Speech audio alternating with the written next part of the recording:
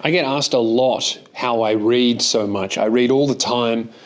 I think I've read this year, at this point, maybe 15 or 20 books, which for some is heaps, for others is like standard. But for me, that's a lot. So I wanted to make a video because I get asked so often, how do you read so much? I thought, well, how do I read so much? I thought about it. I'm like, why am I able to do that? Is there something special about me? Is there something wrong with you if you can't read or you struggle to? And I thought, well, how did I start to read?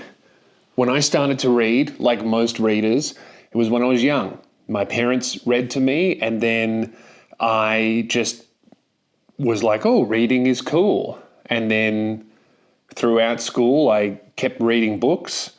And then I, like everybody else who's a millennial, I read Harry Potter, became obsessed with that, and I just kept reading and reading and reading. And then one day I stopped, and I was thinking, why did I stop? Why did I stop reading? Part of it, I think, was because of assigned reading in school, where I just don't deal very well at all with people telling me what to do. So books became a chore, like a task that I had to do, and I had to come up with what the author thought about the book and all of that. So reading turned into a task instead of a joy. But also, there were just so many more exciting and interesting things around me. Computers got really good. The smartphone came out, social media. I fell in love with comedy and all of that. And it wasn't until really the last couple of years that I've started reading a lot of books. I would read like maybe one a year, probably less than that. And I thought, okay, how did that change? Why did that happen? How was I able to begin reading again? And I think, after thinking about it a lot, reading is a skill, but people don't understand what reading actually is. And I think what we confuse inability to read with we confuse inability to read as like a thing, but everybody can read, right? If you are watching this video, you can read because you had to navigate YouTube somehow, all right? If you're on social media, you can read. You understand text, you know the letters, you know what words are when you read them, you can read. So being literate is not the problem. I think reading is actually being able to pay attention. It's sustained attention holding. It's the ability to look at something and imagine. Like when you look at text, it's just symbols, it's magic, it's just runes. All right. The English language is not better than the Japanese language. It's just language, right? We've just inferred meaning onto these symbols. So it's not going to jump up at you like a TikTok will or a movie will or a song will or whatever. So being able to foster sustained attention at something that is not inherently interesting or exciting is really difficult. Because why would I stare at something and then imagine my own entertainment by translating this into thoughts and feelings when I can just stare mindlessly at a scrolling phone with my mouth agape? Because that's so much easier. Or I can play a shooter that puts me in ranked matchmaking that gamifies the entire thing to make sure that I'm winning just enough to feel good, but losing just enough to continue playing. It's like gambling, right? Every other form of entertainment, especially because of social media, what I'm saying is every other form of entertainment out there has gamified the human brain and has hacked the human brain because of the attention economy is the world now. Attention is more valuable than money because money flows where attention goes. Books have not evolved at all from when we invented the printing press. Maybe audiobooks. And that's why people are able to do audiobooks better than reading, because they don't have to give sustained attention to text. They can do something else. If you're reading, you are only reading. So I think the reason why you can't read, and the reason why I could not read, was actually because I could not pay attention and you could not pay attention, right? So when people are like, how do you read so much? I tell them I don't have the phone within arm's reach. So my phone's over here, right? My phone's sitting here on the couch, and it's currently, the battery is dead. The reason the battery is dead is because I used it until the battery died. And then when the battery died, I went, oh, thank goodness, what a relief, and I threw it away, right? So I know that my phone is smarter than me and that it has hooked itself into my dumb lizard brain. So the only way that I can keep my screen time down is by leaving it out of arm's reach. I don't sleep with the phone in the room, because if I do, I will just scroll to death. And if I want to read something and the phone is in reach, even now that I am like an avid reader and I'm reading so many things that I love, if the phone is within arm's reach, I can't read because I just pick it up. So the phone has to be away from you. If you can't read, if you think you can't read, I actually think you can't pay attention. And the reason you can't pay attention is because the phone has fried your dopamine receptors. And the only cure to that, because unfortunately we live in this stupid world where you need a smartphone, most of us anyway, the only way to cure that is to have it out of arm's reach. So I, whenever possible, try to be in a room without my phone, because otherwise I can't focus on anything. So we've established now, at my theory at least, that you don't have a reading problem, you have a focus problem. The biggest thing destroying your ability to focus is the phone, because it just delivers dopamine on hand. And whenever you do start to focus, your brain just wants to go, oh, it's easier to get my stimulus from this device. You've got to understand that your brain and your body, because of millions of years of evolution, wants to expend as little energy as possible for anything, because that's how we stay alive, all right? Being able to walk to the fridge and find food is very new for human beings. So normally, it would be very normal for us to go days without a proper meal. So our default is to conserve as much energy as possible, and that includes when it comes to entertaining ourselves, because focus spends more energy. It's harder. The brain doesn't want to do hard things, because that's how it stops spending its energy, which is food, which used to be scarce. Now it's not. So we can read. So I think it's an attention issue. So I've even gone to the point where when I read, sometimes I encounter words that I don't know. And then I would pull out my phone to look up the dictionary. I'd find out the definition of the word. Next thing I know, I'm looking at emails and TikToks and Instagrams. So I went to just an op shop. I bought a pocket dictionary for $2. I got a thesaurus that was recommended, and that's, you can get these at op shop. I got this new, but you can get thesauruses for like $2. Right? So now if I encounter a word I don't know, I look at the dictionary. And again, this takes way more time and focus, but it's so much better. I actually remember the word. So I think it's a focus problem. And I think that you, just like exercise, just like running or swimming or learning anything, you actually teach yourself how to focus by slowly increasing, stress and duration and difficulty, right? That's everything. So I actually think, when I look at how I started to read frequently, like every day, hours a day, I actually did not start with books, because books are really hard. Even a simple book is really difficult to read through if you're not a reader. You know what a great place to start is comic books, right? So this is my library. And comic books are really what made me fall back in love with reading, because there's text, right, which is reading, but there's also flashy, cool pictures and colors, which gives your brain a little bit of bonus reward for reading through something. And I still read comics, even though now I also read books. I love the medium. I love the art form. Manga is the same thing, but comic books have color. I prefer comics. And this was really, really beneficial into getting me back into reading because it's so easy and it's so cool, and you don't have to lean on your imagination as much, because when you're reading, you're imagining what you're reading, right? You're imagining the scene. You're trying to picture it in your head as the author describes it. But with comic books, it's like, there's no describing words. You're just shown. The only words generally is dialogue or inner monologue, right?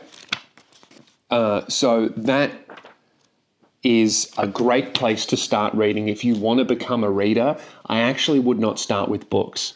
It's very similar to when you're learning to read as a child, right? You start with picture books. This may sound patronizing, but if you want to become a reader, you need to learn how to read again. And that's not understanding words. Learning to read is learning to sit and give sustained attention to something that you have to work to understand and comprehend and feel and imagine and see with your inner eye, right?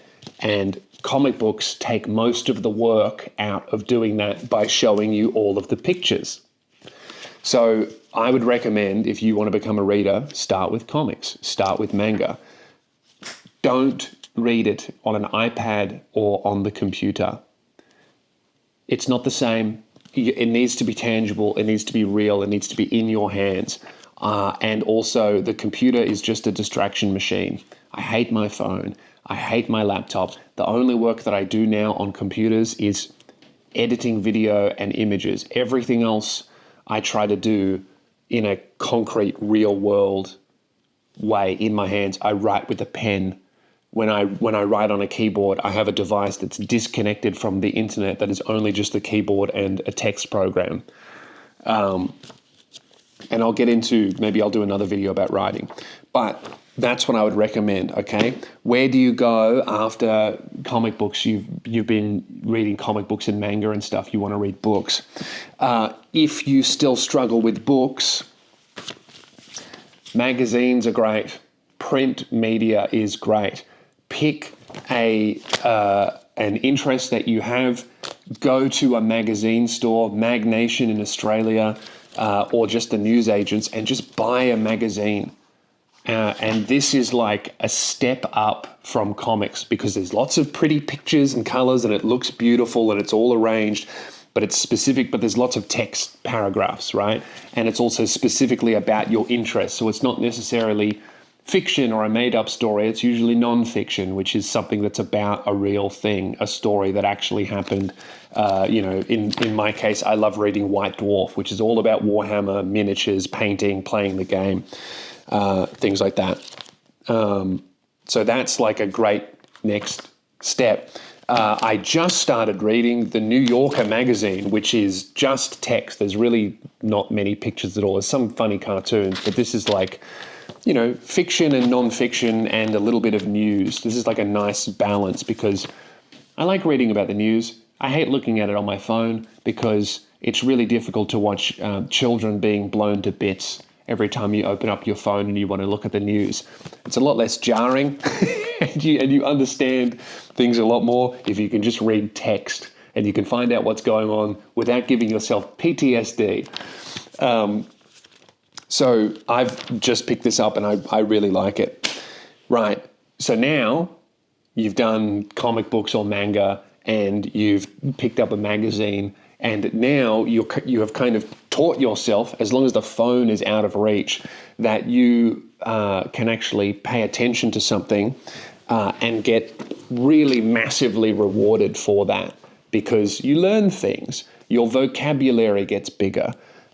You become more aware of things in the world. You gain a lot more empathy for other people because not only are you hearing other people's perspectives about things that actually happened, but also when you read fiction, a story that someone made up, you get to step inside someone else's brain and see what they're thinking and think about what they're thinking, and you literally step into another person's shoes, and you gain so much from that. Now you want to read books. How do you read a book? So I love the Kindle. I'm a massive advocate of e-readers. I travel a lot. I am always out of the house. I'm always on planes and hotels and things like that. This is a library that fits in your pocket, right? This is a hassle. Look at the amount of space that this takes up and how expensive it is, all right? If you notice, all of this is just comic books. I don't buy books in physical form because I prefer this so much. Because I'm going to sound like a wuss, but dude, holding a book like this for an hour, that's hard. You know, when I've got a Kindle, sometimes I just lean it up against the cat and I can read. It's got a light in it. It's and also the books are like $2, you know, so it's way cheaper. A lot of people don't like the Kindle, but I massively, massively prefer it for fiction books. Interestingly, non-fiction, if it's a book where I'm learning something or it's trying to teach me something, I need it to be physical. I don't know why. I think it's because I like to write in the margins and things like that. But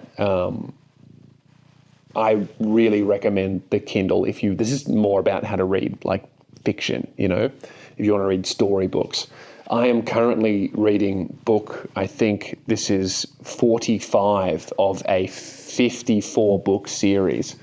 And I'm up to book 45. Like, that's how good I am at reading now because of this Kindle and because I slowly ramped up from comic books to magazines to simple books. And you can get a real simple, easy book. I would start with simple, easy to read books. Stephen King is a great, easy to understand author. It's all modern language. He doesn't really use big words. It's smaller sentences. They're pretty simple stories, but they're really, really good and really interesting.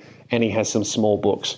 Don't start with monster books. Start with small, like 150 to 250 page books. That's what I would recommend, because I think what a lot of people don't acknowledge is that reading is really difficult to do. Not because being literate is hard. Like once you're literate, it's like riding a bike. You're not going to forget how to read, how to understand the English written word. But being able to sit there and focus and essentially hallucinate while you read text, it's really difficult, especially if you're getting distracted by the phone or shit around you. So it's a really great meditative practice, and it makes you so much smarter and so much more empathetic and aware and let's be frank, intelligent. The more you read, the smarter you get. It's just fact. Have you ever met someone who reads books all the time? They're like a fucking encyclopedia, and they're usually a very nice person. Because you just get more empathetic through it, and that's a beautiful thing.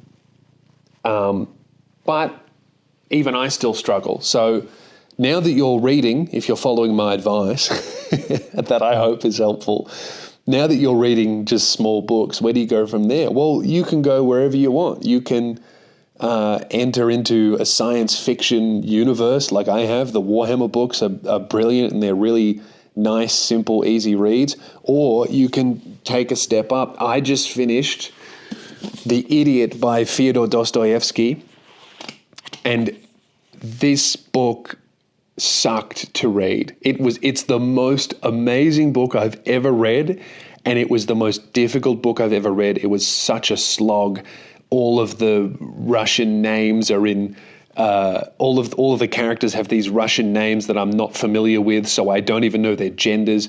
For like the first 50 pages, I thought the female love interest in this book was the guy's brother because she had like a male-sounding name to my Western ear.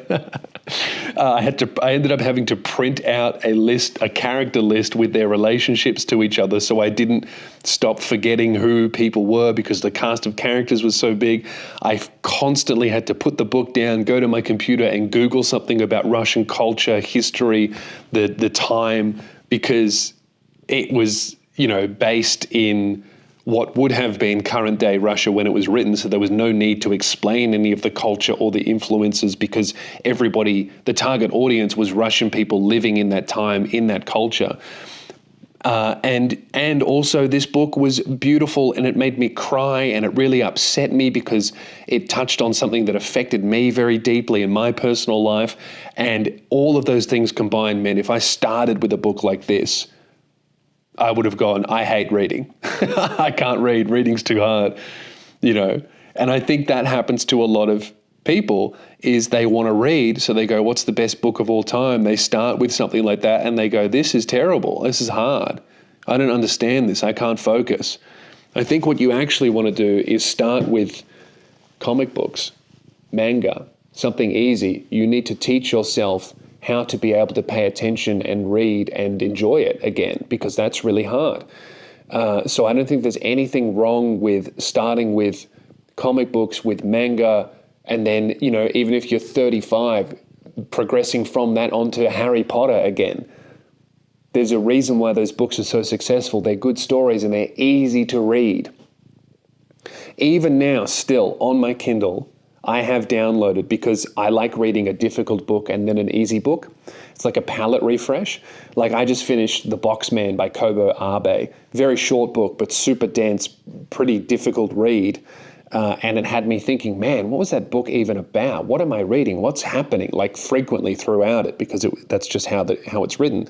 So on my Kindle, I have every single Animorphs book downloaded on here. I'm 31, and after I read The Idiot by Fyodor Dostoevsky, I cleanse my palate by reading books for 9-year-old Americans. You know, I read a couple of Animorphs books. They're like 110 pages. They're really cool, fun stories, and they've got very simple language. There's nothing embarrassing about reading simple, easy to understand and easy to enjoy books. I think what gets people stuck a lot of the time with reading is they go, I want to read, I want to be someone who reads, and they pick like a really difficult non-fiction book about how to change their life or something, when really what they should be doing is being like, man, what's Superman been up to in Metropolis? Start small, start simple, and work your way up. And eventually you will build up a tolerance to getting distracted and an ability to focus for a sustained period of time. And that is what reading a book is. Reading is not reading. Reading is sitting and focusing on something that is pretty boring and unexciting. It's you know, squiggles on a page. There's nothing exciting about it.